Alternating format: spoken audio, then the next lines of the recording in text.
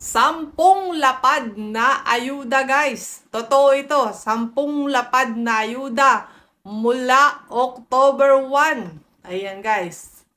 Sino ang makakatanggap ng ayuda at saan lugar? 10 lapad na ayuda po para sa mga taga-Tokyo. At sino ang makatatanggap? Ang makatatanggap po lamang nito ay yung mga manganganak ng painless delivery. Ayan guys, ayan. Good news ito para sa mga buntis na taga-Tokyo. Ayan guys, pakinggan nyo ang balitang ito. So, magbibigay nga po ang Tokyo Metropolitan ng 10 mang kada buntis na nakapagpa-notify sa City Hall nila. So, kung manganganak po kayo after October 1 at kayo taga-Tokyo at naka-notify kayo sa City Hall, manganganak kayo ng painless delivery at kayo ay may mother and child handbook, kayo po ay makatatanggap ng 10 lapad. Ayan.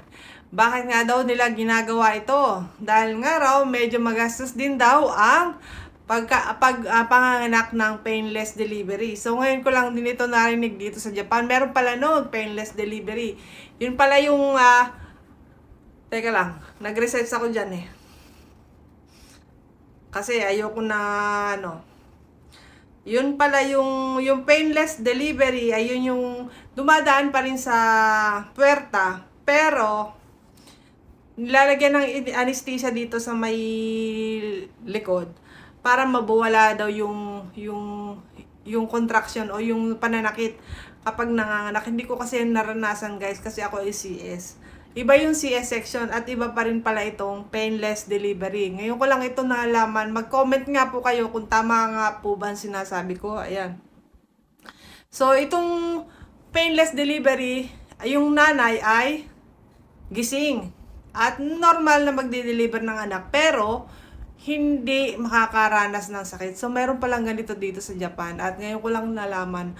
Akala ko, ang painless delivery, yung CS, mali pala. So, iba pala yun. Yung CS section, Tokubetsu din yun. Ayan guys. So, yung mga anak po ng painless delivery, yung tuturukan dito. Tapos, gising yung nanay, maanak pa rin ng normal. Pero, hindi daw makakaramdam ng sakit. Ayan.